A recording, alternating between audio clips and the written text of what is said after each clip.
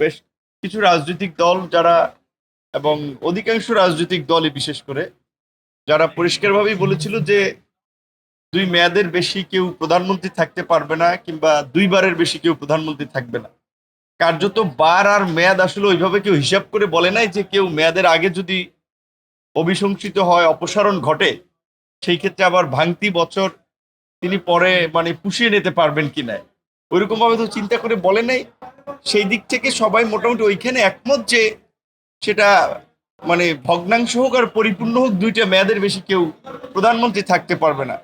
সেইখানে 2-3টি দলের ভিন্ন মতের কারণে পরে আলোচনা উঠেছে যে আমরা আসলে তাহলে মেয়াদ কিংবা বারের পরিবর্তে একটা নির্দিষ্ট টাইম পর্যন্ত, যে তার জীবদশায় এত বছর পর্যন্ত প্রধানমন্ত্রী থাকতে পারবে, এই জায়গায় পৌঁছতে পারি কিনা। সেইখানেও অধিকাংশ রাজনৈতিক দলই 10 বছরে একমত হয়েছে, কিন্তু সকলে মিলে একমতে পৌঁছানো যায় নাই। এরকম আরো বেশ বেশ কিছু বিষয় আপনারা দেখেছেন গত কয়েকদিনে, যেমন জাতীয় সাংবিধানিক পরিষদ যে এনসিসি, তারপরে আপনার দ্বিকক্ষ বিশিষ্ট পার্লামেন্টে এটা হবে কিনা, আবার উচ্চ কক্ষে সেটা সংখ্যানুপাতিক হবে কিনা, এরকমের কয়েকটি বিষয়ে রাষ্ট্রপতি নির্বাচন প্রক্রিয়া রয়েছে। সেইগুলো নিয়ে আবার 2 দিন গ্যাপ দিয়ে হয়তো আলোচনা হবে, এবং এই লাঞ্চের বিরতির পরে সংবিধানের মূলনীতি সহ সীমানা আর নির্বাচনের যে আসনের সীমানা নির্ধারণ, এই দুটো বিষয় নিয়ে আলোচনা হবে। কিন্তু মূল বিষয়গুলোতে গত 3 দিনের মতো আজকেও বলা চলে অমীমাংসিত। ভাই শুরু থেকে দেখছি যে সব মোটামুটি 2-1টি ছাড়া সকল প্রস্তাবেই আসলে Article ঐকমত্যে 70 পৌঁছানো যায়নি। ছাড়া। যদি শেষ পর্যন্ত ঐকমত্যে না পৌঁছানো যায় তাহলে আসলে আপনাদের স্ট্যান্ড কি হবে বা কি?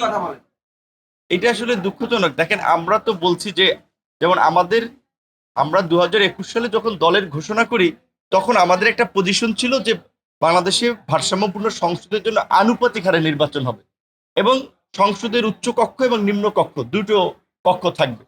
সেই ক্ষেত্রে জাতীয় ঐক্যমতের স্বার্থেই কিন্তু আমরা আমাদের দলীয় পজিশন থেকে সরে এসেছি যে না, অন্তত আনুপাতিক হারে একটা কক্ষের আপনার প্রতিনিধিত্ব নিশ্চিত হোক। তো আমরা কিন্তু আমাদের দলীয় পজিশন থেকে সরে আসছি। এমনকি প্রধানমন্ত্রীর ক্ষেত্রেও বলেন যে আমাদের দলীয় পজিশন কিংবা অনেক দলই যে পজিশনটা যে 2বারের বেশি কেউ প্রধানমন্ত্রী থাকতে পারবে না।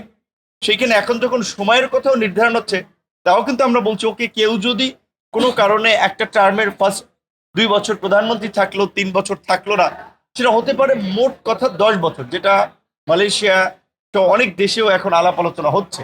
তো সেই কারণে এই জায়গাতেও কিন্তু আমরা একমত হচ্ছে আমাদের পজিশন সরে এসে। কিন্তু এখানে দেখা যাচ্ছে যে আসলে কিছু কিছু দল একেবারেই তাদের রিজিড পজিশনে আছে, এবং সবচেয়ে আরো মানে আশ্চর্যজনক বিষয় হচ্ছে, এইটা তো একাধিক আলোচনার পর এইখানে একটা আলোচনা হচ্ছে যে যেখানে সবাই নিজেদের পজিশন থেকে সরেও বৃহত্তর স্বার্থে হাউজের আলোচনা একটা ঐক্যের জায়গায় আসবে। কিন্তু দেখা যাচ্ছে তারপরেও 2-3টি দল আসলে আবার তাদের পার্টির কনফার্মেশন নিতে হচ্ছে, পার্টিতে ক্লিয়ারেন্স নিতে হচ্ছে। তো তাহলে তো এইখানের আলোচনা আসলে এইভাবে যদি চলতে থাকে, তাহলে কেয়ামত পর্যন্ত তো আমি দেখি না আসলে ঐক্যের কোনো সম্ভাবনা আছে, এবং কার্যত হবে না।